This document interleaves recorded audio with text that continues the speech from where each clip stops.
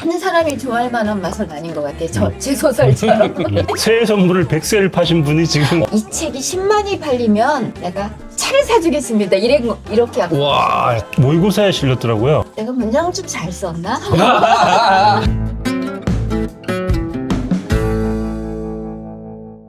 문학 속 우리 삶 이야기를 나눠보는 시간, 문학 감상회. 안녕하세요. 저는 가수 이적이고요. 네 안녕하십니까. 저는 소설 쓰는 작가 김중혁입니다.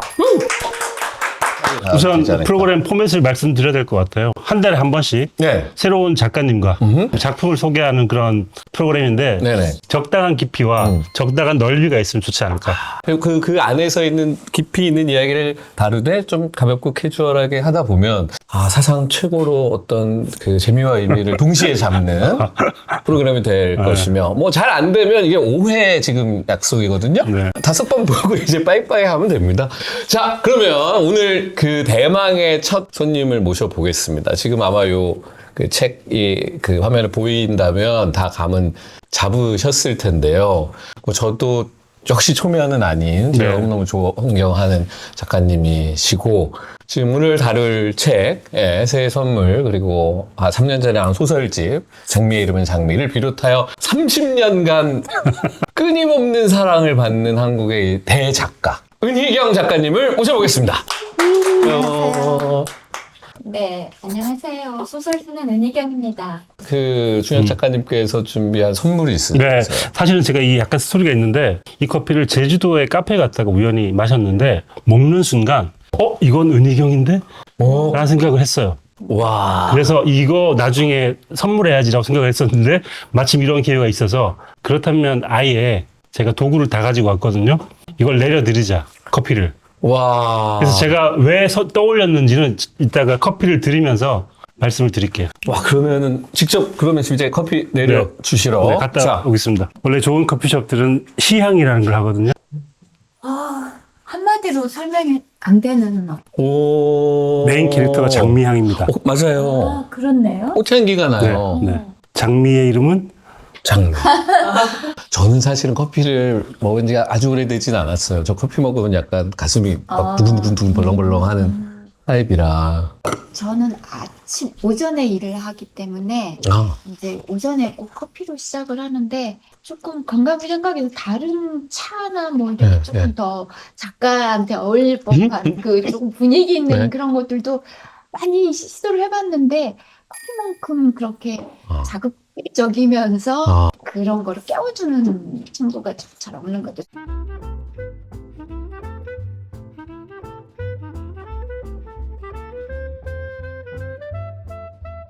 아침에. 어우, 와, 좋습니다. 네, 커피 원두 이름이 뭐냐면 옴블리곤이라는 원두예요. 근데 이걸 이제 보통 가공하는 방식이 중요한데 네. 서멀 쇼크드라고 하는 서멀 온도로 쇼크를 주는 방식이에요. 충격. 온도 충격. 이렇게 발효를 시키는데 뜨거운 물로 했다가 찬물로 했다가 왔다 갔다 하는 거예요. 냉탕, 온탕. 네. 제가 사실 이 커피를 마시고 너무 좋았는데 향 자체가 일단 로즈 향이 나는 데다가 이 가공 방식을 보는데 이건 은희경의 작품과도 비슷하다. 새해 선물 보면 웃겼다가 약간 싸늘하다가 막 맞아요. 반복하잖아. 네. 그러다 보면 나중에 이상한 향이 남잖아요.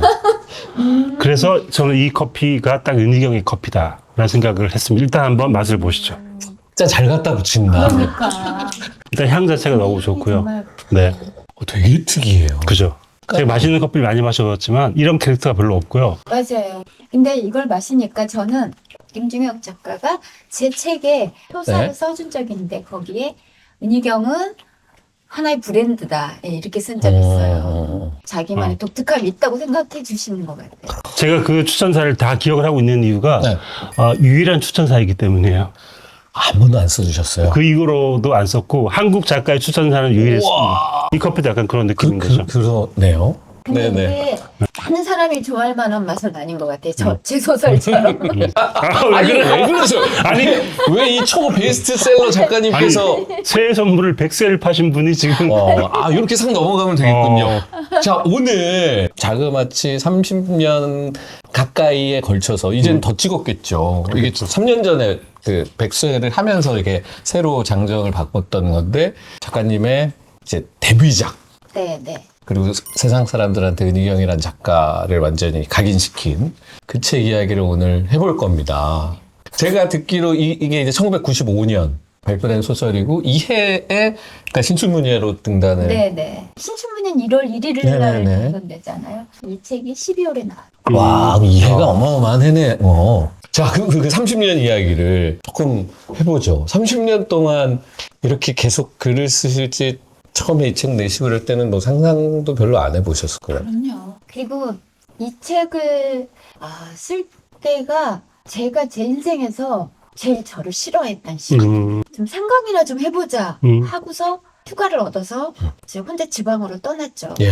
저는 그때까지 34살이었는데 혼자 어딜 가본 적이 없어요. 항상 정해진 길로만 가고 하라는 일만 하고 예. 안전한 안전지대에서 살아왔던 그런 삶이었는데 정말 처음으로 모험을 한 거죠.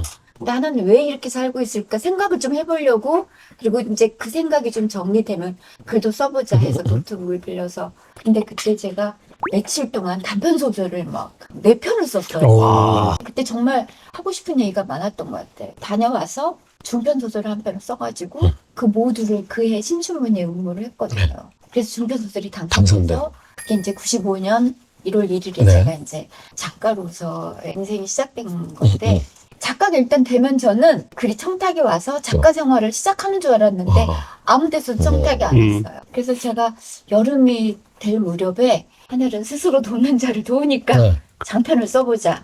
그래서 제가 절로 들어가가지고 한 달 동안 절에 있으면서 새해 선물을 쓰게 된 거죠. 새해 선물 이야기를 네. 이제 본격적으로 해봐야 될 것 같은데. 제가 집에 있는 거 책 가지고 온 건데 네.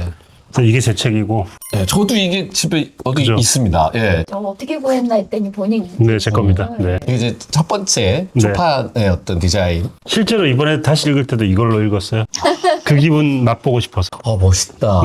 네. 간략하게 줄거리를 좀 설명해 주시겠어요? 이게 사실은 작가가 제일 못하는 일 중에 하나가 줄거리 소개하는 거거든요. 맞아요. 자기 책은 더더군다나 못하고 네. 남의 책 줄거리도 잘 못해요. 이 책은 저는 줄거리보다 공간이 더 중요하다고 생각해요. 공간을 설명을 드리고 싶었던 이유가 이 이야기는 공간만 이해를 해도 많은 부분을 이해할 수 있습니다. 일단 1969년 네. 남도의 소읍이 배경이고요. 아하. 주인공은 진희라는 12살 아이예요. 여기에 중심엔 뭐가 있냐면 감나무하고 우물이 있습니다. 그 우물이 한가운데 있고요. 네. 가게채 하나, 살림채 2개가 있습니다. 가게채에는 4개의 가게가 있는데 양복점, 양장점, 사진관, 미용실. 진이네에는 3개의 방이 있어요. 진이, 할머니, 이모가 살고 있는 방, 그리고 삼촌, 법대 다니는 삼촌이 살고 있는 방. 하나는 빈 방입니다. 빈 방에서 많은 일이 일어나요. 옆에는 또 살림채가 하나가 있는데 거기에 누가 살고 있느냐? 장군이와 장군이 엄마. 별명이죠, 장군이. 장군의 아버지는 돌아가셨고. 그렇죠. 하숙을 하고 있는데 하숙집에 2명이 살고 있는데 이 선생과 최 선생이 살고 있어요. 이게 일종의 이제 감나무집을 둘러싼 한 집이고요. 그리고 여기 바깥으로 가면 성안, 학교와 음대가 있는 성안이라는 곳이 있고 약간 멀리 떨어진 곳에 유지 공장이 있습니다. 거기에선 계속 냄새가 흘러나와요. 그러니까 이 공간을 생각을 하시고 소설을 읽으시면 이해가 됩니다. 그래서 12살 진이가 그 사람들과 함께 살아가면서 성장해 나가는 이야기가 새 선물이라고 생각하시면 될 것 같습니다. 이렇게 공간으로 저거 이렇게 정리를 해주시니까 네. 눈에 좀 보이는 것 같아요. 그리고 거기 그 광진테라라고 그렇죠. 그 양장점 양복점? 네. 또 이제 바깥쪽으로는 이제 네네. 사람들이 지나가는 쪽은 가게고 네. 뒤로 안채로 들어오면 네, 이제 네. 사람들이 뭐 우물에서 물도 길어 먹고. 저도 소설 쓸 때 공간을 정말 중요하게 생각하거든요. 그 걸음수 같은 것도 계산을 해요. 여기서 갈 동안에 여기서 이렇게 오면은 그 인물이 어디까지 왔겠다, 뭘 받겠다. 그 장면을 보는 것처럼 해야지 읽는 사람들도 그 장면이 그려지기 때문에 그런 공간을 굉장히 중요하게 생각하는데 그렇게 해주시니까 정리가 진짜 잘 됐어요. 데뷔는 신춘문예는 됐지만 너무 많은 게 서툴렀어요.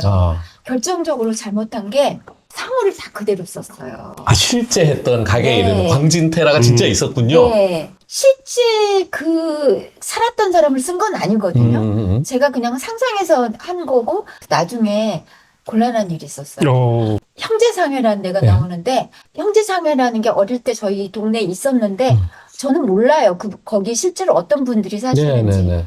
근데 그냥 조금 재밌게 하려고 형제들은 늘 싸우고 있다. 뭐 이렇게 썼는데 왜 이렇게 음해를 하느냐 이런 얘기를. 있지도 않은 일을 이렇게 썼느냐. 그래서 네. 정말 제가 서툴러가지고. 그러니까 아마추어적인 그 네. 생각이니까. 네네. 그리고 이게 이렇게 잘 될지도 생각하기 어려웠으니까. 이게 지금 쫓아가다 보면 이때 12살이고 1969년이고 뭐 이렇게 저기 소위 그러면 약간 작가님 어린 시절하고 좀 이렇게 그럼요.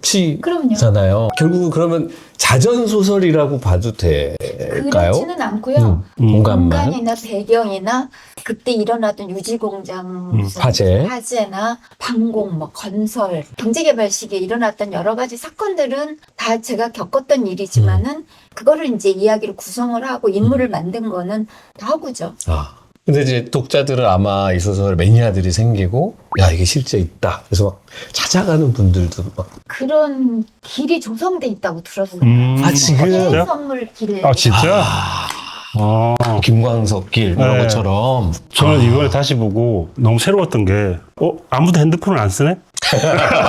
삐삐도 없네? 삐삐도 없네? 그런 의미에서 요즘 독자들이 이 책을 보면 되게 낯설 것 같아요. 제가 이 소설을 쓴 게 이제 95년인데 네, 그렇죠. 69년 배경이니까 네. 95년에도 이미 옛날이었어요. 그래서 그때도 이제 어떤 풍속적인 그 관심으로 이렇게 읽고 상상해서 읽었기 때문에 그런 위화감은 없는데 요즘 독자들이 정말 30년 전에 이렇게 여성이나 어린아이들이 이런 취급을 받았구나. 너무 처참하다. 그렇죠. 그래서 읽기가 힘들다. 이런 독자들은 좀 있는 것 같아요. 생각해보면 작가님 말씀대로 95년에도 69년은 옛날이지만 지금 2025년 기준으로 하면 1999년의 일을 얘기하는 거예요. 그럼 1999년이 이렇게 옛날처럼 느껴지냐 하면 핸폰도 그렇죠. 있고, 뭐랄까, 삶의 양식이, 그러니까 드라마틱하게 달라졌다기보단 그때에서 조금씩 뭐 아이폰이 생기고, 아이패드가 생기고 이 정도인데, 이때는 한복 입고 다니시는 분. 네. 여기 보면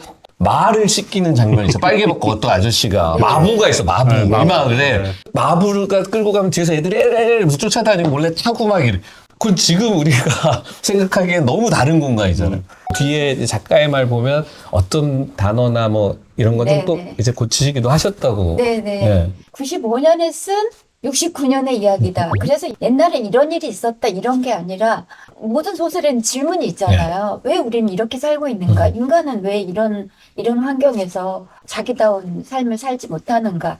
조금 양가 감정이 있어요. 제가 이 소설을 이제 개정판을 내면서 네. 처음부터 다시 읽어보면서 어떤 면에서는 우리 사회가 아직도 부당한, 부조리한 구조와 어떤 차별이나 그런 것들이 계속되고 있다. 이런 생각도 했고, 한편으로는 또 제가 바꿔야 되는 게 있었어요. 나는 안전뱅이 책상에 앉아서 이렇게 썼지만 이제는 그런 말을 쓰면 안 되잖아요. 네. 그래서 나는 좌식 책상에 앉아 쓰면서 내가 예전에는 틀렸구나 이게 기뻤어요. 좀 나아진 거잖아요. 앞으로도 한 100년 동안 읽힐 것 같아요.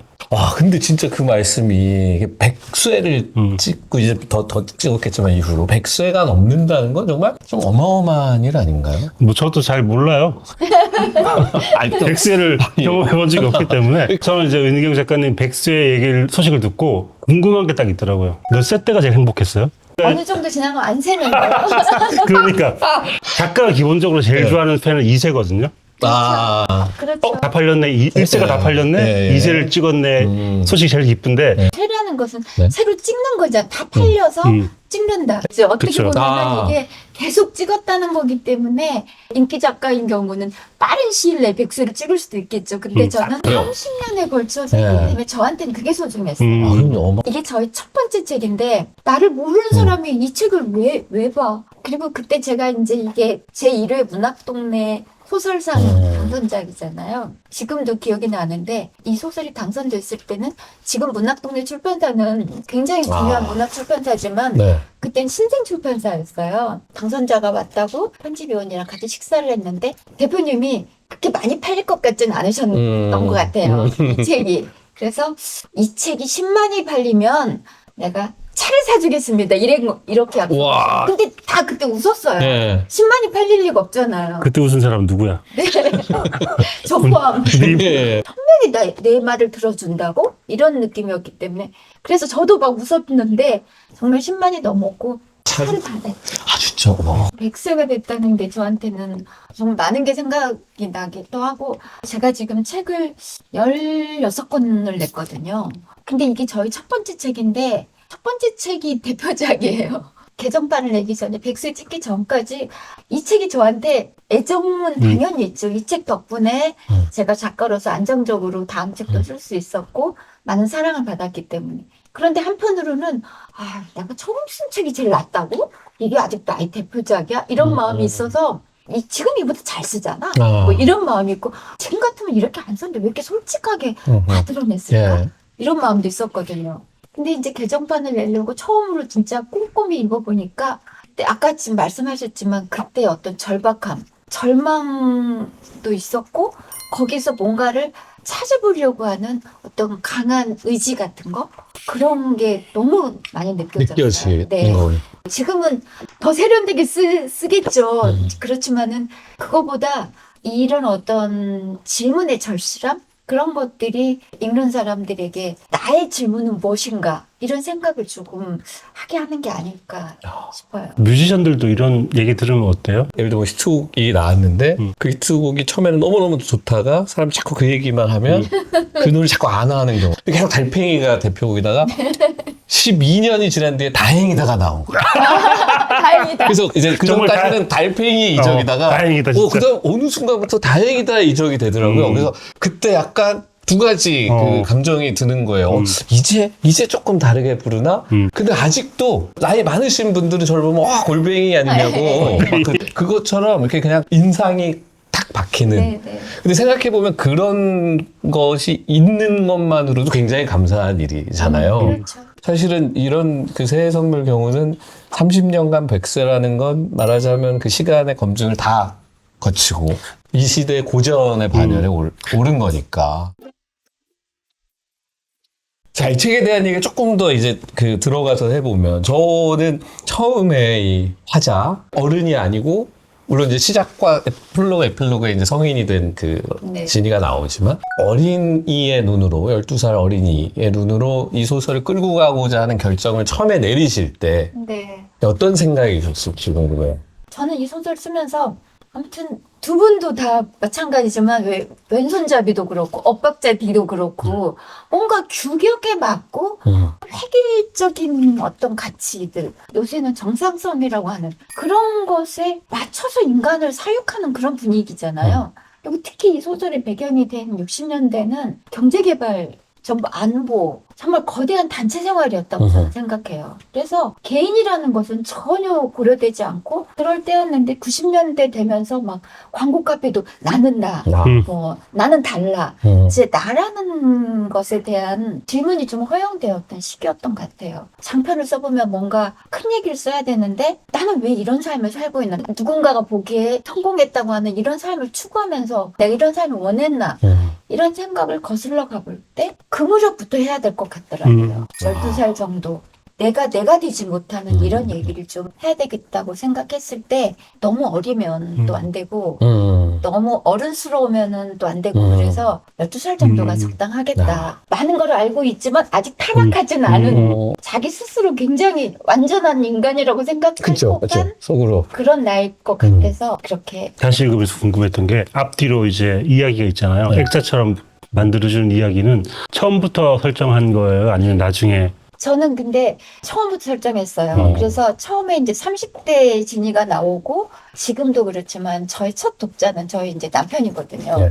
이 소설을 이제 원고를 썼을 때 처음 읽고 빼라는 거예요. 프롤로그, 에필로그. 저는 이 이야기를 한 시대의 어떤 태태 소설을 만들고 싶지 않았어요. 그리고 이 주인공이 똑똑했던 애가 체제 수능적인 인간으로 자라서 성공한 30대가 됐다. 이렇게 하고 싶지 않아서 약간 부도덕한 인물을 만들고 싶었어요. 그래서 이제 여기다가 부도덕한 인물인 현재의 진이를 넣은 거예요. 그게 너무 압도적으로 좋은 설정이었는데 12살이 어떻게 이래? 라고 하면서 보잖아요. 근데 앞뒤로 35세 화자가 있어요. 그렇기 때문에 이 이야기는 35세가 떠올린 12살의 이야기로 읽힐 수 있어요. 그렇기도 한 거죠. 그렇기 때문에 저는 오히려 그게 없었으면 네. 12살의 리얼리티가 오히려 훼손되었을 것 같은데 35세와 12세가 같이 쓴 느낌이에요. 이 이야기는. 맞죠. 그러니까 그 뭐 단어 그죠? 선택이나 네. 그 문장을 구성하는 방식이나 지금에서 돌이켜보는 그때이기도 하고 뭐 그때는 그렇게 언어화할 수는 없었겠지만 어쨌든 그쵸. 그런 느낌은 가졌던 것 같고 네네.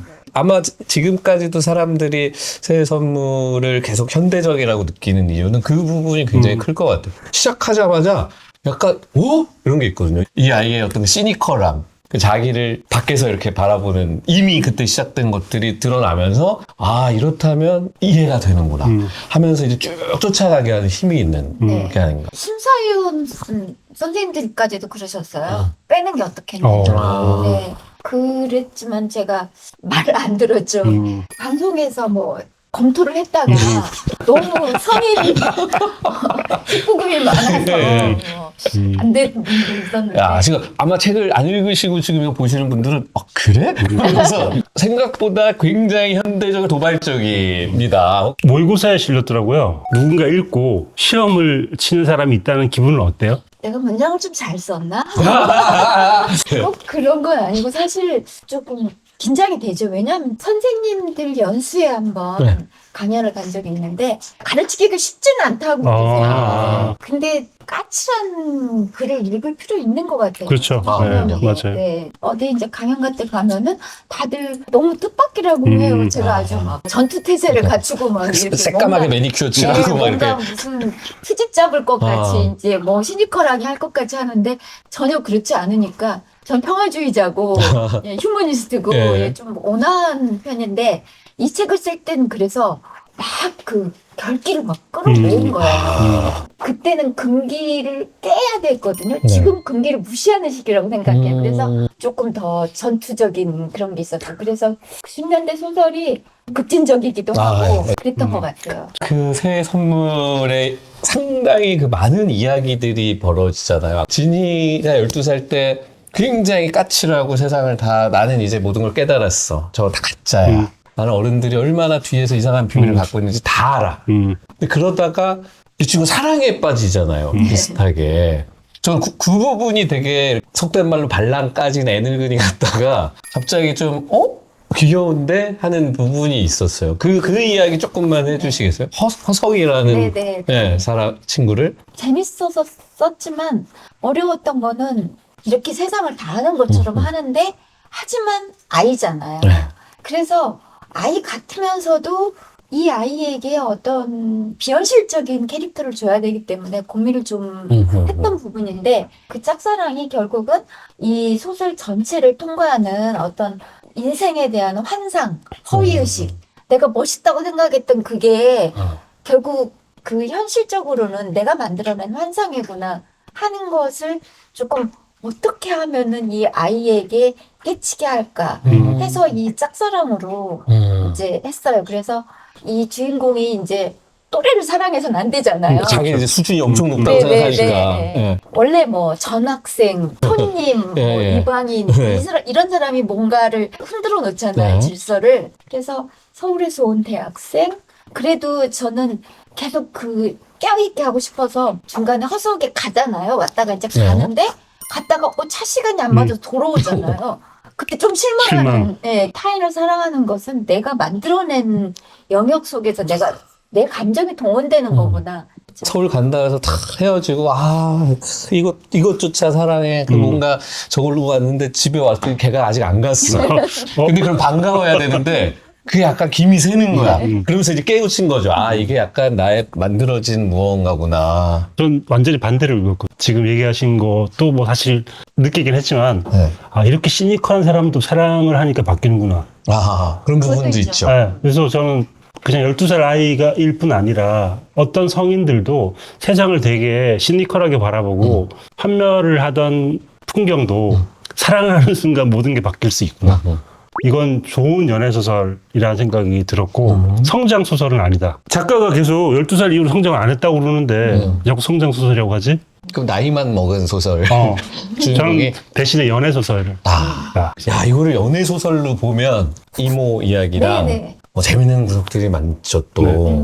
그 홍기웅이라는 인물 깡패인데 네, 동네 깡패. 예, 동네 깡패인데 그 이모를 좋아하잖아요. 짝사랑했죠. 예. 눈 오는 밤 막 버스 고장나고 네. 이럴 때 구해주잖아요. 갑자기 예.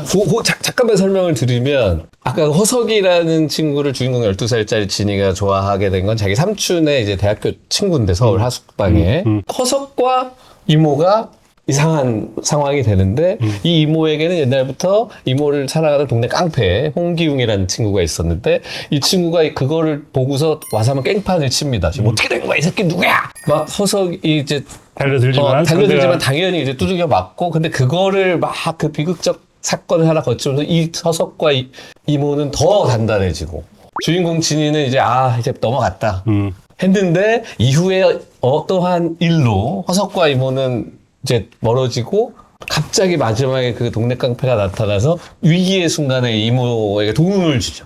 그래서 제가 거기다가 그 홍기웅에 대해서 얘기를 하면서 그는 귀한 걸 갖고 있는데 순정을 갖고 있다. 이제 그렇게 썼는데 이 시니컬하게 세상을 아무리 봐도 순정이나 이런 거에서 무너지는 거죠. 야. 그래서 연애 소설이 맞을 수도 있어요. 아까 얘기하신 것처럼 진이는 자신만의 환상을 사랑이라고 생각을 하잖아요. 네. 근데 환상이 깨지는 순간 사랑이 아니었네? 근데 어쩌면 지금 35세가 된 진이는 어떤 다른 방식으로 사랑을 하고 있는 것일 수도 있어요. 그럼 현재 진이는 어떤 사랑을 하고 있냐? 다음 장편 마지막 춤은 나와 함께가 그 얘기죠. 네, 이 새 선물 안에 상당히 다양한 인물들이 등장하는데 할머니 세대로 사는 분들 그리고 뭐 야반도 좋아하는 네. 돈 챙겨서 떠나는 미쓰리 같은 인물 다양한 인물들이 있어요. 남자들은 보면은 대체로 좀 찌질한 것 같아요. 그죠? 그렇죠. 이 시대가 그대로 보인다고 느껴지는 게 여자들은 대체로 이름이 없어. 테라, 순분이, 미쓰리, 정여사, 장군이 엄마, 면장집 딸 이런 식의 경자 이모 뭐 예를 들면 풀네임이 나오는 사람이 별로 없고 여자들이 자기의 이름을 획득하지 못하고 누군가의 관계 속에서만 존재할 수밖에 없구나를 어쩌면 보여주지 않았나? 심지어 교씨 부인은 사시 남정기의 캐릭터 이름으로 나와. 실제 누군지도 몰라. 교씨 부인으로 나와. 그러니까 이거 약간 의도를 하신 건가요? 만들 때? 그렇죠. 네. 관계에 의해서만 이렇게 그 인물을 파악하는 그런 시기였기 때문에 그런 걸 좀 강조했던 것 같아요. 그러니까 이때 여성들하고 지금의 여성들이 가장 큰 차이가 어쩌면 이름일 수도 있겠다. 개인으로 존중을 받는 게 아니라 관계에 의해서 누구 엄마다, 누구 할머니다. 그렇다는 거는 기능으로 그 사람을 보는 거, 역할로 보는 거지 어떤 그 사람의 개인으로 보는 게 아니잖아요.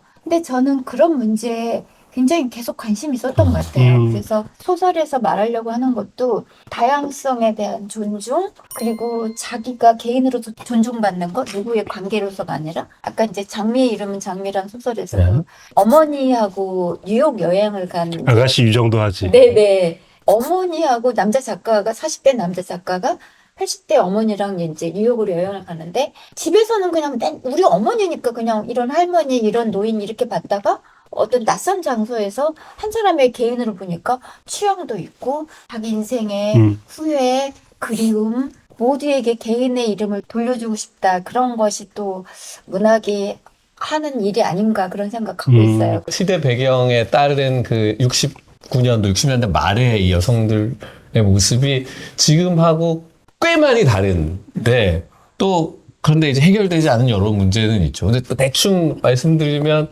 한 20대 초반 여성들은 막 어떻게든 남자 만나서 시집을 가야 될 것 같은 여러 가지 사회적 압박과 내적인 이제 그런 압박이 있고 그리고 여기 광진테라 아줌마 같은 경우는 구타당하고 멸시당하다가 이제 떠나려고 막 애를 써요. 그러다가 이제 주저하고 다시 돌아오다가 어느 날 진짜로 오 웬일이야 떠났어 애도 두고 그런데 결국 이 광진테라 아저씨가 친정으로 쫓아가서 데리고 오겠다 했더니 또 마치 조금은 기다렸다는 마음도 있는 듯이. 그 장면 너무 슬프잖아요. 너무 슬퍼요. 밥을 챙겨줘야 되는 그 주부로서의 그 역할에 스스로 너무 충실하고. 그렇죠. 그래서 돌아와서 약간 그것도 흰소리겠지만 또 막 그렇게 이제부터 잘해보자 했더니 언제 또 그날 둘째가 생기네. 나 진짜 그거 보는데 환장하겠더라고. 아니, 둘째가 지금 여기서 이 상황에서 그러고서 돌아와. 디테일은 달라졌지만 그 형태는 저는 크게 안 변했다고 생각해요. 인간의 어떤 본성이라고 할까요? 그런 게 어떤 권력 구조가 계속되는 한 이렇게 현실에 안주하려고, 왜냐면은 약한 존재이기 때문에 정해진 대로 살지 않는 거는 너무 두렵거든요. 그래서 이제 여기 나오는 많은 약자들이 보수적인 사람이 되는 거죠.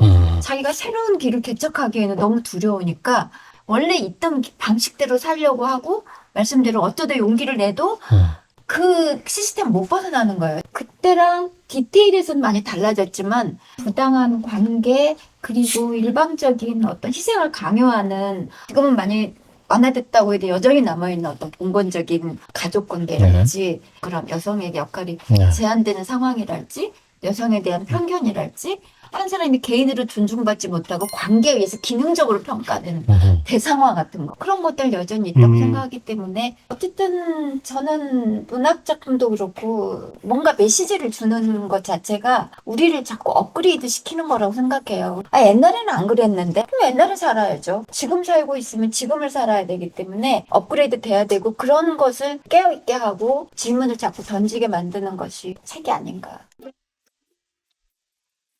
저는 그 많은 부분이 있지만 이 부분은 너무 좋았어가지고, 이모가 이제 사랑의 상처를 얻고 약간 사람이 달라진 거야. 원래 저런 착각성이 없었는데 좀 이렇게 그렇게. 근데 그 부분에서 어쩌면 이모의 내면에는 수많은 다른 모습들이 함께 들어있는지도 모른다. 그 모습들 중에 하나씩을 골라서 꺼내 쓰는 제어 장치, 즉 이모의 인생을 편집하는 장치가 지금까지와 다른 방식으로 작동되면 이모는 전혀 다른 사람이 될 수 있을지도 모른다. 대체 우리들이 나라고 생각하는 나라는 존재의 진실에 얼마나 가까운 것일까? 우리가 왜 그 인스타 같은 거 하면서 구성하는 나 있잖아요. 분위기에 따라서 어느 순간은 막 되게 소탈하고 털털하고, 어떤 순간은 막 오마카세 막 이런 거 하는 사람처럼, 어떨 때는 막 도스토옙스키를 읽을 것처럼 하다가, 어떨 땐 그냥 예능 프로그램 이게 있잖아요. 근데 그게 다 우리잖아요. 새해 선물의 중요한 주제 중에 하나가 사실 말씀해주신 그 문장하고 이 문장 같은데, 나는 남에게 보여지는 나와 나 자신이 바라보는 나로 분리된다. 물론 그 중에서 진짜 나는 보여지는 나가 아니라 바라보는 나이다. 남의 시선으로부터 강요를 당하고 수모를 받는 것은 보여지는 나이므로 바라보는 진짜 나는 상처를 덜 받는다. 이렇게 나를 두 개로 분리시킴으로써 나는 사람들의 눈에 노출되지 않고 나 자신으로 그대로 지켜지는 것이다. 어쩌면 이게 소설가의 태도이고 지금까지 30년 넘게 소설을 써오는 동력이 아니었을까. 보여지는 나하고 바라보는 나가 있는데, 바라보는 나였기 때문에 보여지는 나를 지키면서 해온 게 아닐까. 그리고 새해 선물을 아까 읽어주신 것처럼 사람들은 보여지는 나와 바라보는 나가 같아지면서 비극이 시작되는 것 같아요. 요즘 유행하는 용어로 메타인지. 심리학적이다. 이거 좀 진짜 생각했어요. 하나는 하고 가야겠다. 그죠? 그러니까 자기를 좀 이렇게 다시 좀 객관적으로 바라볼 수 있는. 뭔가 그런 분위기에서 이렇게 인간을 막 재단하는 것도 더 심해진 것 같아요. 어떻게 보면 거꾸로. 더 막 분석을 해서 딱 그 틀에 맞는 사람으로 대하려고 하는 것 같아요. 너 MBTI 뭐니? 그 다음에, 넌 그래서 그렇구나, 뭐 이런. 네네. 저도 이번 소설 보면서 MBTI를 떠올리면서 봤거든요. 진짜요? 네, 지은이는 무조건 T야. 극 T. J이고. J가 약간 애매하긴 한데. 우리 얘기 하지 말라고 하신 것 같은데. 지금. 너무 감동이에요. 두 분이 너무 제 소설을 정말 잘 읽어주셨구나. 작가님이 봤을 때, 쓸 때는 그렇게 중요하게 생각 안 했는데, 자꾸 생각나는 인물. 근데 소설마다 중요한 게 다르잖아요. 예. 어떤 소설은 뭐 이미지가 중요하고, 네, 어떤 네. 소설은 뭐 스토리가 중요하고. 저는 캐릭터 굉장히 중요하게 쓰거든요. 네. 실감이 나야지 네. 저도 조금 빨려들기 네. 때문에 소설 쓰기 전에 캐릭터를 다 이제 분석을 해서 만들어 놓거든요. 그래서 저처럼 디테일을 너무 신경 쓰는 작가의 글은 뻑뻑해요. 제가 생각해도 읽기가 빨리빨리 안 넘어가요. 밀도가 너무 높아서. 예, 저한테는 그게 중요하기 때문에 이렇게 하면은 지루할 텐데 하면서도 디테일을 굉장히 저는 하거든요. 그래서 그 이 선생님 디테일도 많이 신경을 쓰긴 썼어요. 저는 모든 주인공을 선악을 안 나누려고 해요. 그래서 좀 갈등이 좀 약하긴 해요. 선악이 있어야지 갈등이 세고 더 이야기가 재밌는데 이 선생님을 그렇게 분석하는 분이 있었을 때 제가 내가 소설을 혹시 잘 쓴 거 아니야? 정답입니다. 이제 와서 30년 지나서 이제 이게 볼만하네. 이런. 저는 이거 되게 바보 같은 질문일 수도 있는데 왜 제목이 새해 선물일까? 그 제일 앞에 나와 있잖아요. 네. 아니 그래서 솔직히 말씀드리면 이걸 읽어도 왜 이게 제목이 됐을지를 잘 모르겠어요. 궁금한 거예요. 아주 늙은 앵무새 한 마리가 그에게 해바라기 씨앗을 갖다 주자 해는 그의 어린 시절 감옥으로 들어가 버렸네. 이게 이 세 줄이 이 시의 전문입니다.